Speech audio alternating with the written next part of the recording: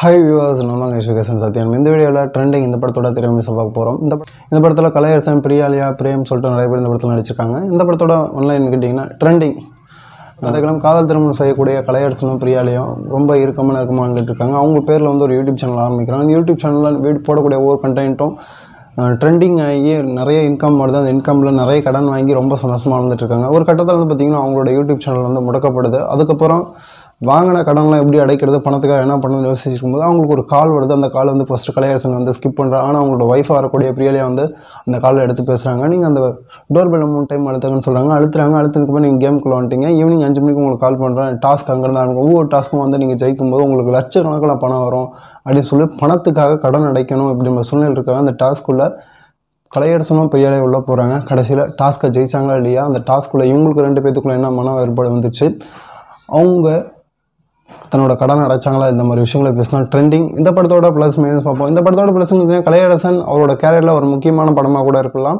So அந்தளவுக்கு ஒரு அனுபவ ரீதியான உணர்வு ரீதியான ஒரு படம். ஸோ ஆரம்பத்தில் குறைவான காதலாக இருந்தாலும் சரி, டாஸ்க்கு முடியும் அவங்க ஒய்ஃப் மேலே கூட வெறுக்கப்படும் அந்த காட்சியாக கூட ரொம்ப நல்லாவே பண்ணியிருக்காங்க. பிரியாலியா வந்து இந்த படத்தில் படம் நெடுக்கும் அவரோட அழகான முகம், அவரோட ஸ்லாங்கு, ஸோ அந்த ஒரு கேமை டாஸ்க்கு முடிக்கணும்னு சொல்லிட்டு அந்த ஒரு எனர்ஜி, இதெல்லாம் வந்து இந்த ஸ்க்ரீனில் வந்து நல்லா பண்ணி அவங்களோட ஃப்ளாஷ்பேக், அந்த ஃப்ளாஷ்பேக்கெல்லாம் ஏற்படும் இவங்களுக்குள்ள மனக்கசப்பு, அந்த கேம் வந்து ஸ்கிப் பண்ணுறது, இந்த மாதிரி விஷயங்கள்லாம் பிரியாவில் வந்து நல்லாவே பண்ணியிருப்பாங்க. பிரேம் அவரோட சீக்வன்ஸ் கிளைமேக்ஸ்கிட்ட வரும்போது ரொம்ப நல்லாவே பண்ணி அவரோட சீக்வன்ஸ் தான் அந்த படத்தை வந்து ஒரு பெரிய ஒரு டர்னிங் பண்ணி அமையுது. ஏன்னா அந்தளவுக்கு வந்து பிரேமோட காட்சிகள் ரொம்ப நல்லாவே இருந்துச்சு. இந்த படத்தோட மிகப்பெரிய ப்ளஸ்னா ஒளிப்பதிவு. ஸோ இந்த கதைக்களத்துக்கு ஏற்ற மாதிரி ஒரு ஒளிப்பதிவு, பிக் பாஸ் மாதிரி. ஸோ அந்த வீட்டுக்குள்ளே நடக்கக்கூடிய அந்த காட்சி மேலே ஒளிப்பதிவு செஞ்சது ரொம்ப நல்லாவே இருந்தது. ஃபர்ஸ்ட் ஹாஃப் வந்து பார்த்திங்கன்னா எங்கேயும் வந்து சலுப்போ அழுப்போ நமக்கு தரல. ஏன்னா ஒரு வீட்டுக்குள்ளே நடக்கக்கூடிய கதைக்களம் இருந்தாலும் செகண்ட் ஹாஃபில் கொஞ்சம் ஒரு மாதிரி சலுப்பையும் அழுப்பையும் தர மாதிரி தான் இருந்துச்சு. இந்த வீட்டுக்குள்ளேயே நடக்கிறதுனால குறிப்பிட்ட பர்சன்ஸ்குள்ளே இவங்க 2 பேத்துக்குள்ள கதைக்கிறதுனால கொஞ்சம் ஸ்க்ரீன் பிளேயில் அந்த ஒரு விஷயம் நமக்கு தெரியுது. எடிட்டிங்கில் கொஞ்சம் கவனம் செலுத்தணும். எடிட்டிங்கில் இந்த சலுப்பு தன்மையை கொஞ்சம் குறைச்சிருந்தால் இந்த படம் இன்னும் கொஞ்சம் நல்லாவே வந்திருக்கும். பேக்ரவுண்ட் ஸ்கோரிங், அந்த முகமுடி போட்டிருக்கக்கூடிய அந்த ஒரு பர்சனுக்காக போட்ட பேக்ரவுண்ட் ஸ்கோரிங் ரொம்ப நல்லாவே இருந்துச்சு. ஒவ்வொரு டாஸ்க்கும் கொடுக்குற பேக்ரவுண்ட் ஸ்கோரிங் ரொம்ப நீட்டாக நல்லாவே பண்ணியிருக்காரு மியூசிக் டைரக்டர் சாம் சிஎஸ். இந்த படத்தில் இருக்கக்கூடிய வசனங்கள் எல்லாமே லைஃப்காக தான் டாஸ்க்காக லைஃப் இல்லை, இந்த மாதிரி விஷயங்கள் பேசக்கூடிய வசனங்கள் எல்லாமே இந்த படத்தில் ரொம்ப நாள் நேர்த்தியாக நல்லாவே இருந்துச்சு.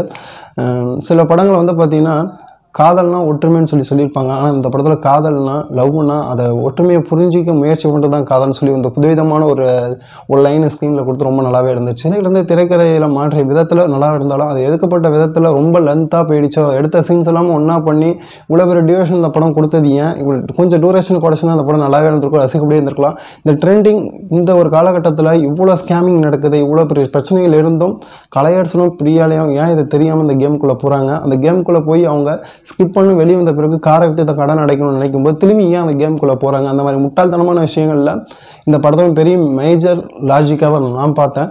ஸோ திரும்பி அவங்க ஏன் அந்த கேமுக்குள்ளே போகிறாங்க, அந்த கேம் ஏன் ஸ்கிப் பண்ணுறாங்க, இந்த மாதிரி விஷயங்கள்லாம் ரொம்ப டீட்டெயிலாக கொடுத்துட்டு இவ்வளோ தெரிஞ்சவங்க ஏன் இதுக்குள்ளே போகணும் அப்படின்னு ஒரு கேள்வியை நம்ம முன்னாடி வைக்கிறாங்க.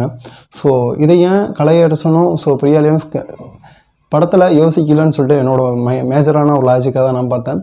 ஆரம்பத்தில் ஃபர்ஸ்ட் ஹாஃபில் அப்படியே வந்தாலும் செகண்ட் ஹாஃபில் நிறைய சின்ன மிஸ்டேக்ஸ் இருக்குது. அதெல்லாம் கொஞ்சம் கரெக்ஷன் பண்ணியிருந்தாங்க ரொம்ப நல்லா இருக்கும். டூரேஷனை கொஞ்சம் குறைச்சிருக்கலாம்.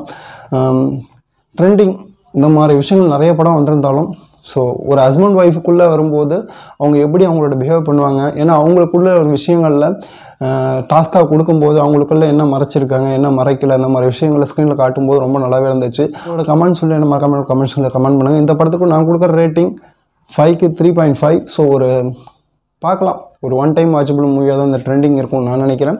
ஸோ இது போன்ற சுவாரஸ்யமான அடுத்த சந்திப்பது உங்கள் எஜுகேஷன் சத்யான்பு. Bye, love you to all.